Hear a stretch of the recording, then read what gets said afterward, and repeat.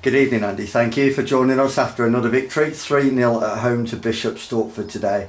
Another huge step towards being crowned champions. Your thoughts on a potential banana skin performance today? Yeah, absolutely that. I mean, they've got absolutely nothing to lose. I don't know how many games they've lost on the trot, and as we keep saying in football, eventually every team wins. And to be fair, I watched them the other night against Kings Lynn, and they were unlucky in that game. So I was mindful of that. You know, we love football because you never know what's going to happen. So you never know football. So we had to get past them today, and we've done that. So yeah, absolutely delighted. We looked our usual steady self at the back despite the changes. You showed a lot of faith bringing in Nathaniel Knight-Percival and playing him from the start. How do you feel he fitted in? He seemed seamless to us.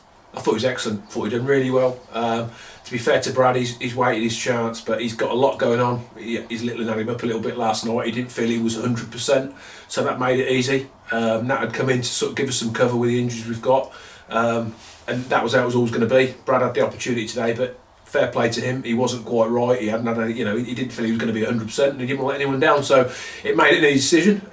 Nat, mad keen to get started. I thought he complimented Jordan really well. So he did a lot of the traits I love from a centre half. He headed it, and when it weren't on, he kicked it and turned them around. So great debut for him.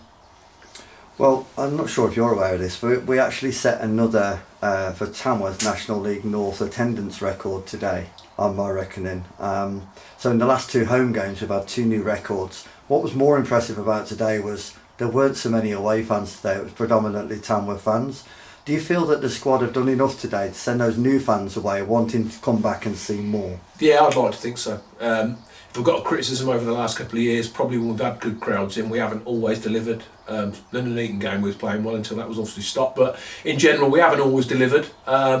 And it's because I suppose you get a big crowd, a bit like last week, live game, were we as good as we can be? Probably not. But then the results today have shown that Kings Lynn are half decent as well. So, but I thought today most of the people that came, we wasn't at our best first half, but we still had enough chances to probably be ahead.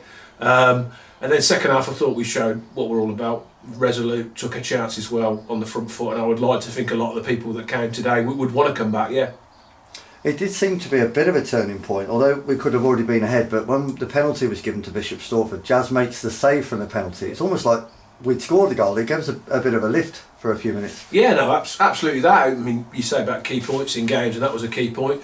Do I think we could have come back? Yes, I do. I still think we had enough goals in us to come back from a goal down, but it certainly would have given them a lot more belief and made it a lot more difficult. But it was sort of coming. We'd started all right, we'd had some good chances, but we'd give the ball away a few times before that. We made a couple of bad decisions, and they've got a penalty. Fair play to Jazz. He was disappointed that he gave it away, but he's come back and he's stood up, and like I said, it gives you a lift. Sometimes you need a little spark to get one people going, and it gave us that. A lot of the remit at half time was, can we just be better? Can we be better in the final third? Can we get Chris in little pockets and isolate the centre half with him? And that was how we got the first goal. Yeah, we certainly seemed to be a bit more creative in the second half, and the goals were real quality goals actually. It must be nice, Andy, to be a bit later on in the game to be able to make the changes that you did, bringing in particular the introduction of Brackley, and he seemed to make a massive difference to the performance as well. Yeah, I thought he was good. I mean, I think it's difficult because I look at the bench, I've got 5 players all more than capable. I've got others not playing, Kyle Williams won in the 16 today, he'll come again. I wanted to get Bex on the pitch because he was the one who missed out at Kings Lynn. He took it well as a young kid, but that was I thought was the right decision on the day. It was nice to get him on. He showed what it was all about. Like I said, we managed, we had Crean's not playing today because I thought it needed freshening up a little bit. He takes a battering up there on his own at times, so we did that and that came off. And then equally Nath come back into the team, who's missed the last 3 or 4, and he scored a great goal. So, some days it goes right, some decisions, and probably right they were. And as I said in there, everyone in that change room has paid their player on what we've done so far. And that's what we've needed. We've needed from the start. You can't have just 11 or just 12, And that's how it has to be. I felt sorry for the boys I couldn't get on today. As in Ty's been brilliant. It's just opportunities are limited because of what's ahead of him at times. But yeah, delighted for them all. Well, there we say, we look ahead to Monday and a tough trip to Brackley. We've said all along it would be a tough game. I know you have a lot of respect for Brackley Town. But, if we go there and we get any kind of result, we'll be champions. I think we just need 1 point now to achieve back-to-back promotions for the first time in this club's history, and that would be a heck of an achievement, Andy, for you and the squad. And the question in here is, I wonder how much thought you and actually the staff and players have given to that, or you know, what you normally say is you just focus on each game as it comes, but we are that close to it now.